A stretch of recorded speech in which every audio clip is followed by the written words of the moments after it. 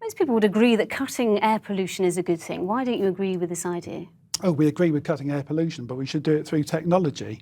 Motorways are specifically designed for people to drive at high speeds, so you get them from A to B quicker. Reduced journey times mean safer journeys, less driver fatigue. The history of engines is that you've had successive Euro 4 standards. Manufacturers have reduced emissions over periods of time. So you don't think this idea will work? I don't think it'll work, and it's also potentially dangerous for road safety because you're losing the hard shoulder as part of the conversion to 4 lanes. Sian, do you agree with that? Is it bad for road safety? Well, there is that issue, but obviously driving at a slower speed and with all the different vehicles driving at similar speeds, which is what would happen with the 60 miles an hour, you do get improvements in safety. But the key thing with the air pollution is we should have achieved the standards, the European standards that they're trying to make in 2010.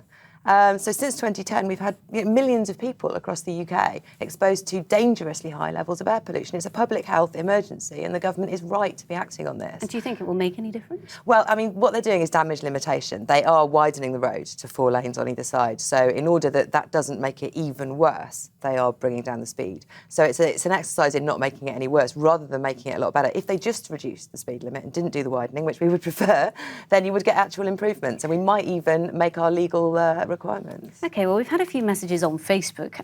Leslie Dudley says, what I don't understand is why do car manufacturers produce cars that can go way beyond the legal speed limit? While there is the opportunity for a speeding vehicle, it'll always pose a problem. What do you say to that? We're opposed to people breaking the law, but motorways are statistically Britain's safest roads. So let people drive at 70 or a higher speed on a good road surface, but let them drive with a good attitude and be safe.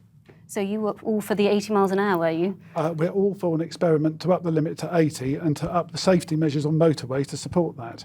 How damaging would this move be for businesses, do you think? If people are taking longer to get from A to B, surely you're cutting down on business efficiency and the economy. What you do find is when you've got a lower speed limit, you do get more even traffic flow and more reliable journeys. And actually businesses, they don't need the journeys to be super quick. They need them to be reliably quick. They need to know when they can set off to get somewhere. So a road that's very chaotic and where there's high congestion some days and less on others, where you can maybe drive at 70 some of the time, but a lot of the time you're stuck at 30, isn't brilliant. A steady 60 is actually much better for business. So yeah, I don't think it should be that much of a problem for them.